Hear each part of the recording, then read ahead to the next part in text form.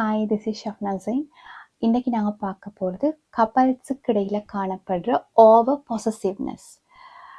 இதுவும் இன்றைய கப்பல்களுக்கு இடையில் ஒரு சிக்கல் நிலைமையை தோற்றுவிக்கக்கூடிய ஒரு விடயமாக காணப்படுது. அதாவது பெரும்பாலும் திருமணத்துக்கு முன் இந்த பொசசிவ்னஸ் என்றது ஒரு க்யூட்டான விஷயமாக, ஒரு சந்தோஷப்படுத்தக்கூடிய ஒரு விஷயமாக பார்க்கப்படும். அந்த டைமில் டிஸ்டன்ஸோடு இருப்பாங்க. ஸோ பாசிட்டிவ்னஸ்ன்றது வந்து சந்தோஷத்தை தரும், அதில் எந்த டவுட்டும் இல்லை. பட் காலப்போக்கில் ஆஃப்டர் மேரேஜ் இந்த பாசிட்டிவ்னஸ்ன்றது வந்து ஒரு அடுத்த நிலைக்கு போய் ஓவர் பாசிட்டிவ்னஸாக மாறும். அந்த நேரத்தில் நாங்கள் யாரு கூட பேசணும், யாரு கூட வெளியே போகணும், நாங்கள் எப்படி ஃபோன் யூஸ் பண்ணணும், எந்த நேரத்தில் ஃபோன் யூஸ் பண்ணணும், அப்படி பல விஷயங்களில் இந்த பொசசிவ்னஸ்ன்றது ஓவர்லோட் ஆகி எங்களோட பார்ட்னருக்கு இது ஒரு சிக்கல் நிலைமையை தோற்றுவிக்கும். இது எங்களோட பார்ட்னருக்கு சஃபகேஷனாக மாறும். இது பெரிய கரைச்சலாக, டிஸ்டர்பாக மாறும். ஸோ இதால் எங்களோட பார்ட்னர் ஸ்ட்ரெஸ் ஆகி அவங்களோட எல்லா செயற்பாடுகள்லையும் இது வெளிப்படும். நிறைய கோவப்படுவாங்க, நிறைய முரண்பாடுகள் தோற்றுவிக்கப்படும். இதன் மூலம் நிறைய பிரச்சனைகள் உருவாகும்.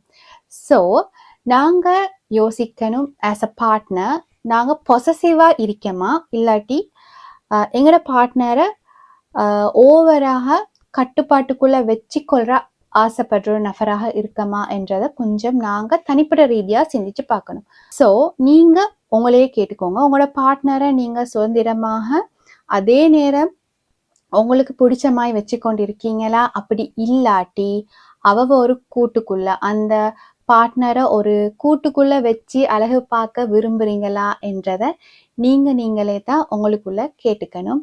இஃப் இன்கேஸ் உங்களுக்கு அது தப்பா இருந்தால், நான் வந்து என் பார்ட்னரை ஒரு கேஜுக்குள்ள வச்சு அவங்கள ஓவரா கண்ட்ரோல் பண்ணி தான் வச்சுக்கொண்டு நிற்கிறேன் அப்படின்னு சொன்னா அதை வந்து கொஞ்சம் லூஸ் பண்ணுங்க. ஏன்னு சொன்னா ஓவர் பொசசிவ்னஸ்ன்றது வந்து எந்த ரிலேஷன்ஷிப்புக்கும் ஹெல்தியான விடயமாக இல்லை. அது வந்து உங்களுக்கு இடையில இன்னும் முரண்பாட்டை ஏற்படுத்தி ஒரு தேர்ட் பர்சனை உங்களோட உறவுக்குள்ள கொண்டு வரத்துக்குரிய ஒரு பாதையை அதை அமைச்சு கொடுக்கும். அதனால கொஞ்சம் இந்த விஷயத்த சீரியஸாக எடுத்து நீங்கள் எந்த சிச்சுவேஷனில் இருக்கீங்க என்றதை நீங்களே யோசித்து பார்த்து சரியான முடிவுகளை இதனூடாக நீங்கள் எடுத்துக்கொள்ளணும். முக்கியமாக ஞாபகம் வச்சுக்கொள்ள வேண்டியது, லவ் என்றது ஸ்பேஸ் கொடுத்து அவங்கள எங்களோட இணைச்சி வச்சுக்கொள்கிறது தான். அது வந்து எக்ஸ்ட்ரீம் லெவலுக்கு போய் லவ் என்ற பேரில் சிக்கல்களை உருவாக்கக்கூடிய நிலைகள் ஏற்படுத்தக்கூடாது. எனவே ஸ்பேஸ் கொடுக்குறீங்களா, அவங்களோட பார்ட்னருக்கு நீங்கள் ஸ்பேஸ் கொடுக்குறீங்களா, அதே நேரம் அந்த ஸ்பேஸ் ஒரு ஹெல்தியான ஸ்பேஸாக இருக்குதா அப்படின்றதையும் நீங்கள் ஒவ்வொருத்தரும் பார்த்துக்கொள்ளணும்.